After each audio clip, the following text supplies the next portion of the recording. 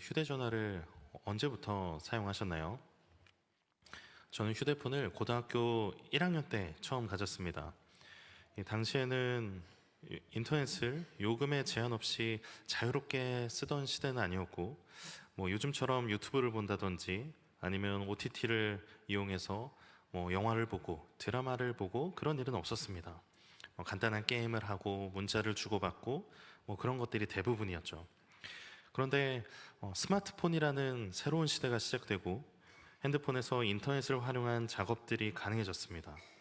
문자를 사용하기보다는 카카오톡 같은 메신저를 주로 사용하고 또 SNS가 활발해지고 동영상들을 볼 수 있는 시대가 되었죠. 심지어 요즘은 동영상을 볼 뿐만 아니라 편집도 하고 컴퓨터에서 할 수 있는 많은 작업들을 이제 휴대전화에서도 할 수 있는 시대가 되었습니다. 그런데 그 발전 과정 중에 인간에게 미친 가장 큰 영향 중에 하나는 사람과의 관계를 가로막는 일이 생겼다는 거예요. 같이 마주 앉아서 식사를 하거나 대화하는 자리에서 휴대폰을 하고 있으면 그 작업이 무엇이든 간에 상대방에게 좋지 않은 인상을 주고 또 무례하다는 이야기를 듣기도 하죠. 휴대폰이 가져온 많은 이로운 점들이 있지만 여전히 인간관계 안에서 특히 상대방과 마주하는 자리에서 그 관계를 방해하고 상하게 하는 경우가 생긴 것입니다. 그런데 이 관계는 꼭 휴대전화에 한정되지는 않습니다. 상대방이 다른 어떤 관심사에 매몰되어 있으면, 어떤 다른 생각하는 것에 매몰되어 있으면 나와 함께 같은 공간에 있긴 하지만 곁에 있진 않은 것 같은 느낌을 줍니다. 나는 이 사람이랑 계속 대화하고 교제하고 싶은데 상대방은 마음에 다른 것이 가득 차고 또 다른 생각을 하느라 내 말에 집중하지 못하고 계속 뭐라고? 내가 잘 못 들었는데 다시 한번 말해줄래? 하면 그런 상황을 여러분 모두 한 번씩은 겪어보신 적이 있을 겁니다.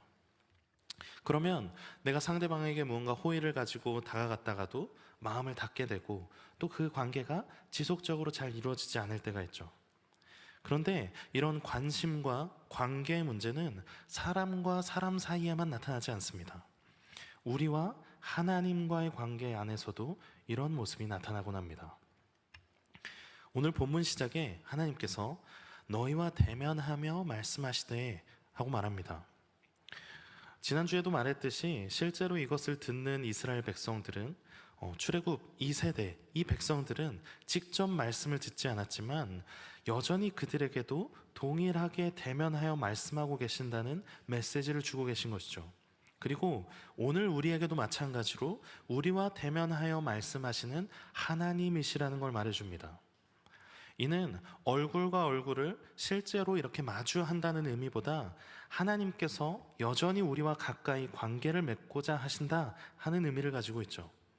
하나님께서 이스라엘 백성과 직접 만나신 것처럼 우리와 직접 그 관계 안에서 만나길 원하신다는 것이죠. 누군가를 통해 그저 전달하고 전달받는 사무적이고 혹은 표면적인 관계가 아니라 서로 얼굴과 얼굴을 마주하는 깊은 관계를 하나님은 원하십니다. 진지하고도 인격적인 관계를 맺길 원하시는 것이죠. 자신의 형상대로 창조된 인간을 향한 하나님의 관심과 사랑을 오늘 본문에서 볼 수 있습니다.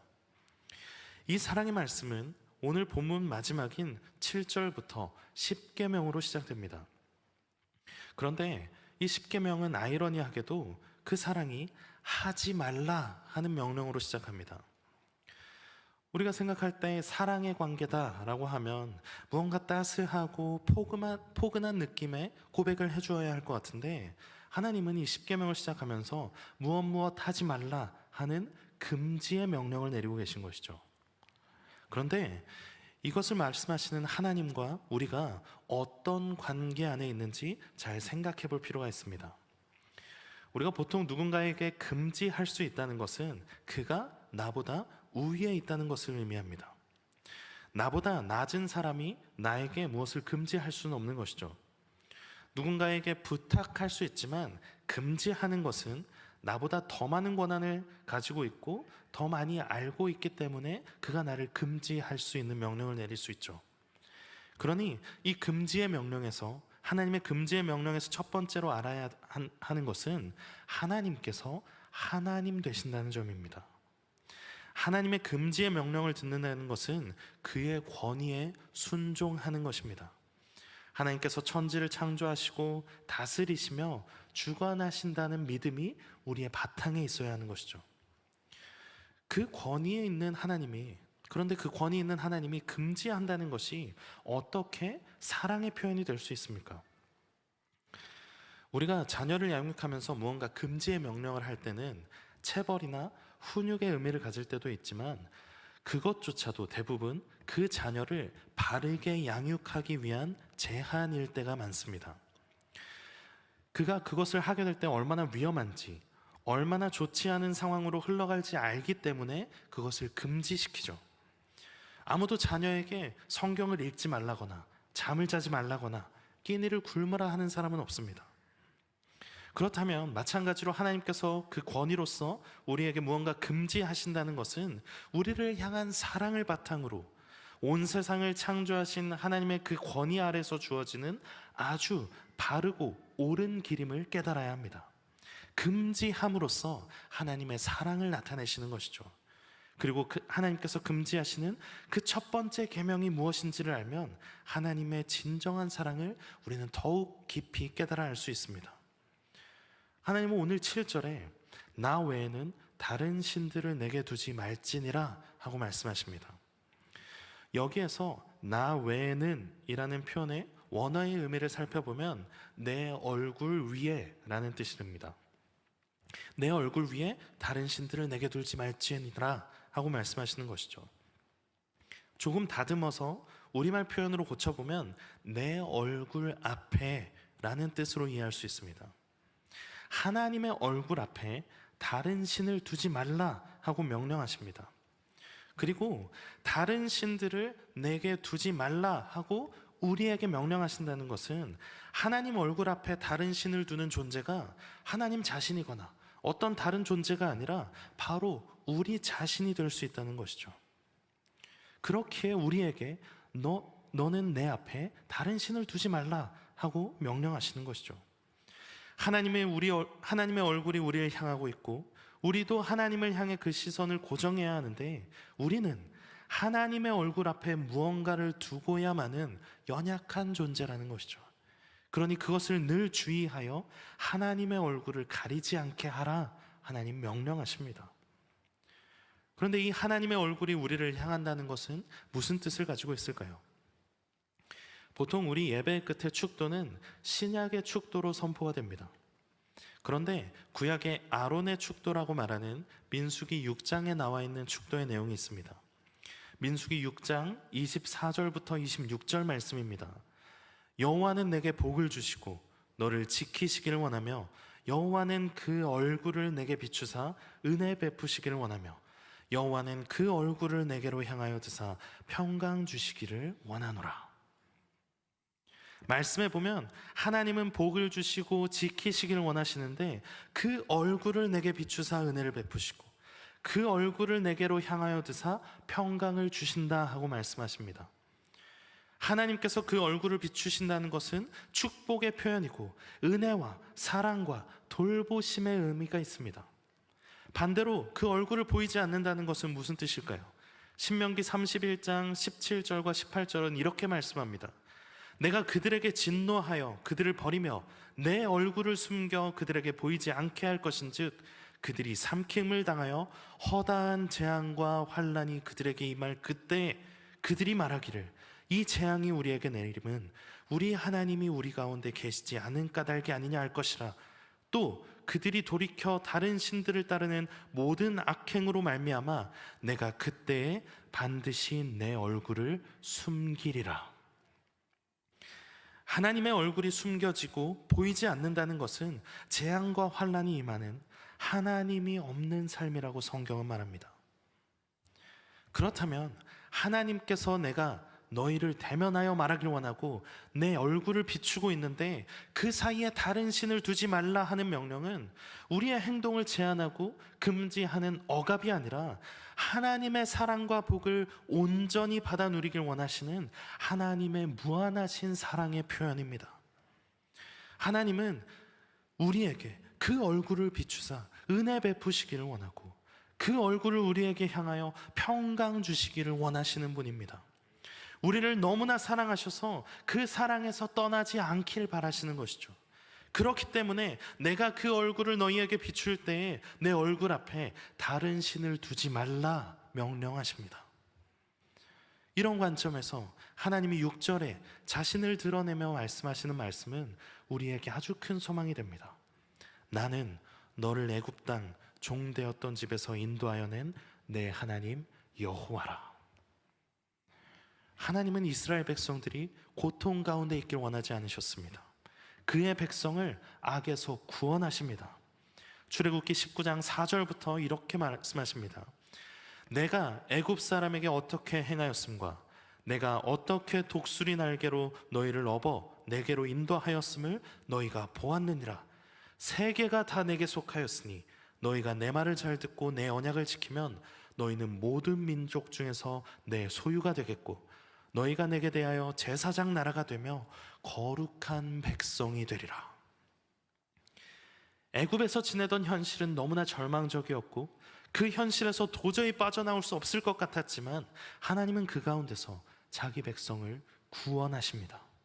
그 놀라우신 능력으로 애굽 땅에서 구해내시고 그의 소유된 나라와 거룩한 백성을 삼으셨습니다.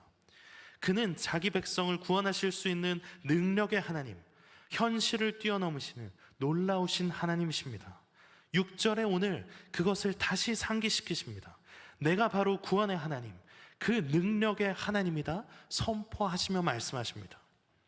마찬가지로 오늘 우리에게도 예수 그리스도를 통해 구원의 길을 열어주시고 그 믿음 안에서 하나님의 자녀가 되게 하시고 거룩한 백성이 되게 하셨습니다. 죽을 수밖에 없는 우리의 인생을 예수 그리스도를 믿는 믿음 안에서 악의 모든 권세를 이기게 하시고 사망의 권세까지도 이기고 영원한 하나님 나라에 살아가도록 하셨습니다.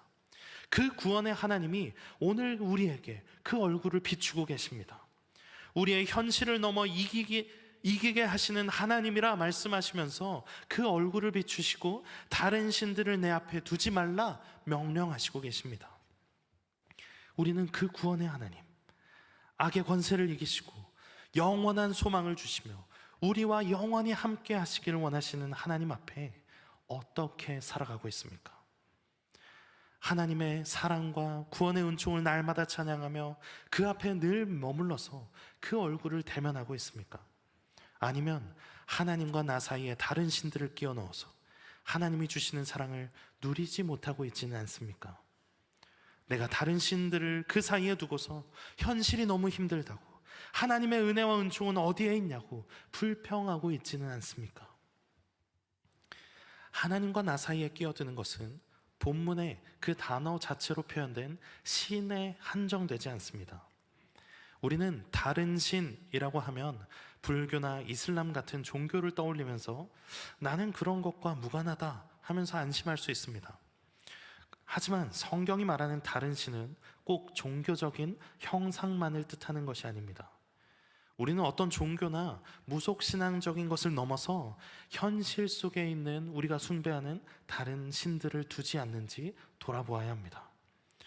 우리는 현실을 살아가면서 꼭 필요하다고 생각하는 것들이 있습니다. 다른 건 다 괜찮은데 하나님 이것은 나에게 꼭 필요합니다. 이것이 없으면 안 될 것 같은 우리 삶의 요소들.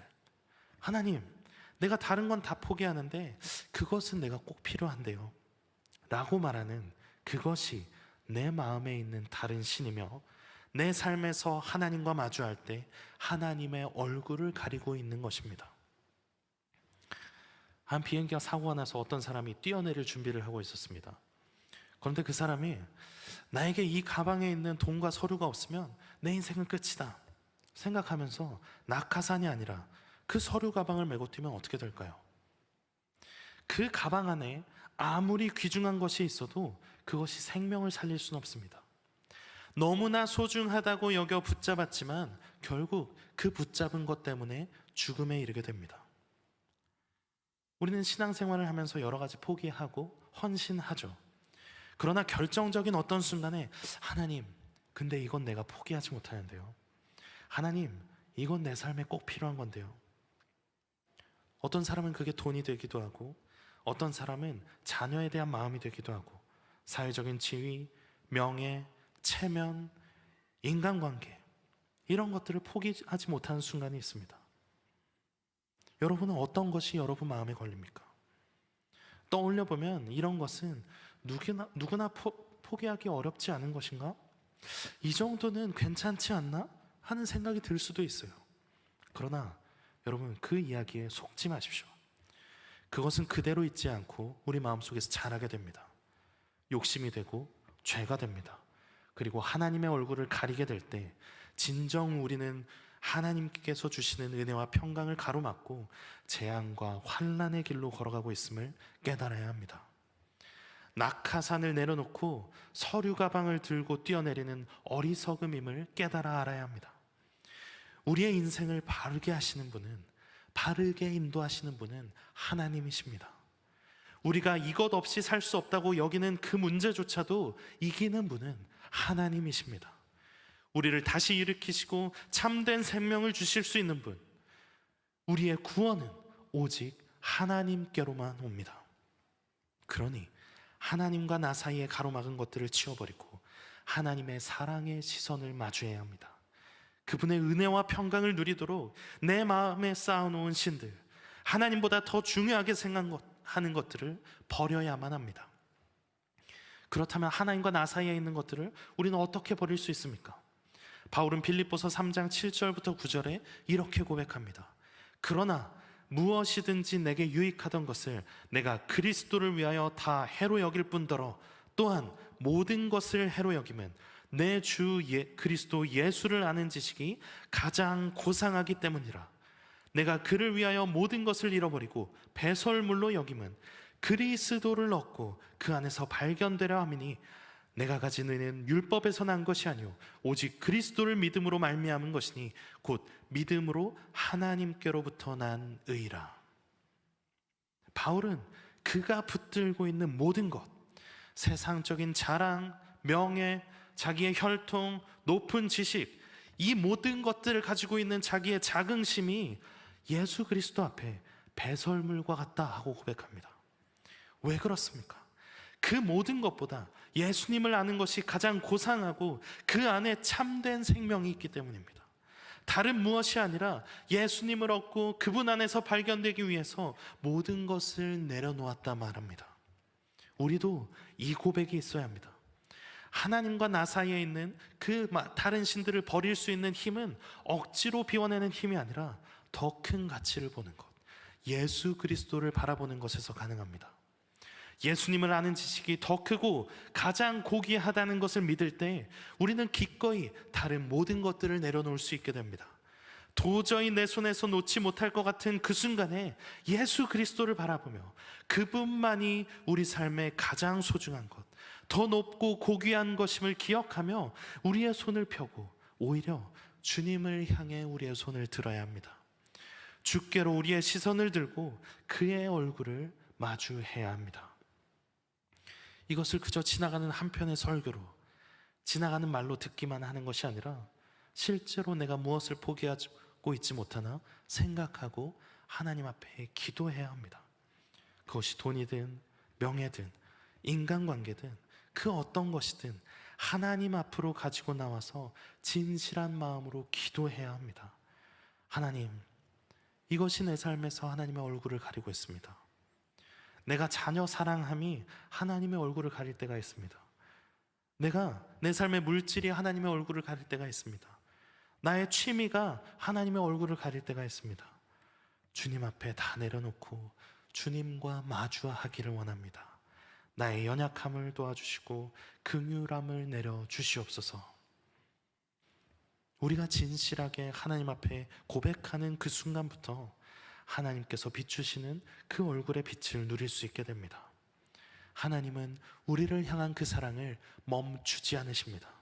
다만 그 앞을 우리가 가리고 있었을 뿐입니다. 이제 그 가림막을 벗고 하나님과 진실한 대면의 자리로 나아가야 할 때입니다. 사랑하는 성도 여러분, 하나님은 오늘도 우리를 향해 그 얼굴을 들고 계십니다. 우리를 향하여 그 사랑의 시선으로 바라보고 계십니다. 우리가 무시하고 돌아설 때에도, 다른 것을 더 소중히 여기며 하나님을 밀어낼 때에도 여전히 우리에게 말씀하십니다. 나는 너와 대면하길 원한다. 내 얼굴을 가리지 말아라. 혹시 여러분의 삶 가운데 이것만은 절대 놓을 수 없다고 붙잡는 것이 있습니까? 그 모든 것을 내려놓으시기 바랍니다. 하나님의 얼굴을 바라보며 그 은혜의 빛과 평강을 누리는 삶을 선택하시기 바랍니다. 우리 주님께서 그 얼굴을 비추사 은혜 주시고 평강을 주십니다. 세상의 가치들을 포기하는 것이 때론 너무나 어렵지만 더 좋은 것, 더 소중한 것, 예수 그리스도와 사는 것, 하나님과 영원히 함께하며 참 진리 가운데 살아가는 삶을 바라보며 나아가십시오. 우리 주님께서 기뻐하시며 안아주시는 그 길로 나아가십시오. 그 길로 걸어가기를 결단하는 우리 모두에게 하나님 함께 하시며 그 얼굴빛을 비추어 주십니다. 그 길로 걸어가고자 소망하는 우리 모두에게 하나님의 은혜와 평강이 함께 하기를 주님의 이름으로 축복합니다.